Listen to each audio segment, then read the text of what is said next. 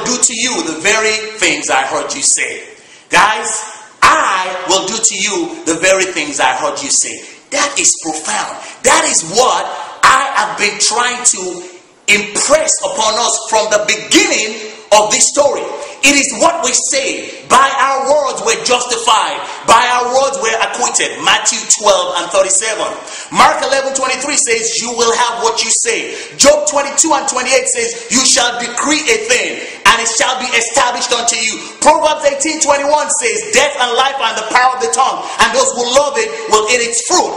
Isaiah 55 and 11 says, so is my word that goes out of my mouth. It will not return to me void, but will accomplish what I desire, and it will achieve the purpose for which I sent it. Our words never return void. They accomplish what we speak. Jeremiah 1:12 says, for I am watching to see that his word is fulfilled. Isaiah 57 and 19 says, God creates the fruits of the lips. What have you been saying? I will give to you the very things I heard you say. I'm telling you guys, this is it. Genesis 1 verse 3. God said, let there be light, and there was light. I will. Let me repeat this again. This is in verse number 28. I will do to you the very things I heard you say.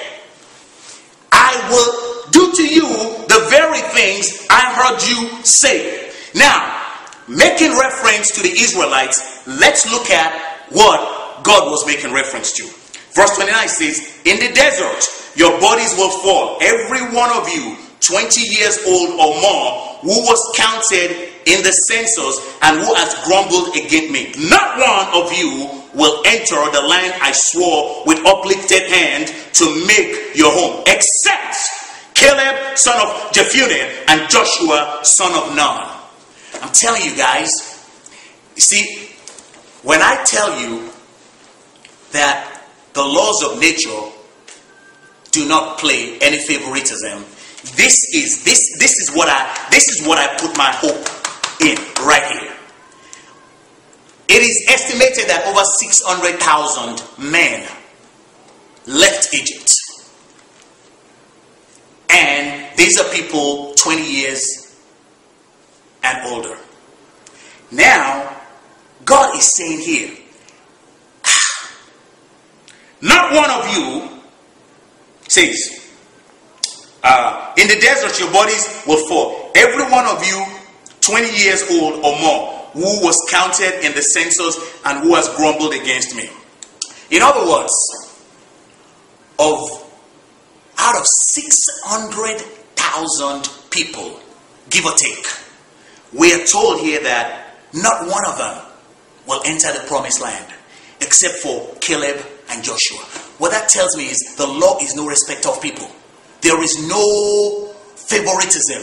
There is no demilitarized zone. I will do to you the very things I heard you say.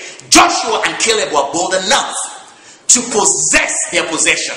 And how did they possess the promised land? They possessed it with their mouth. Remember, they said it first, and now they're getting ready to meet it.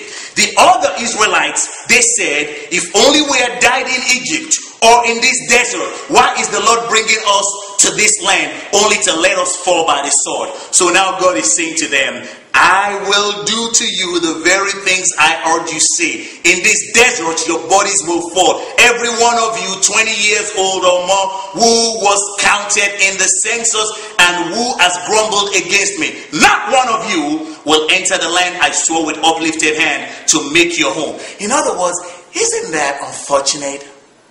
God has already given us everything we need, and then we talk ourselves out of it with our big, loud, grumbling mouths, paying attention to appearances instead of closing our eyes and going deep within, because the kingdom of God is within us.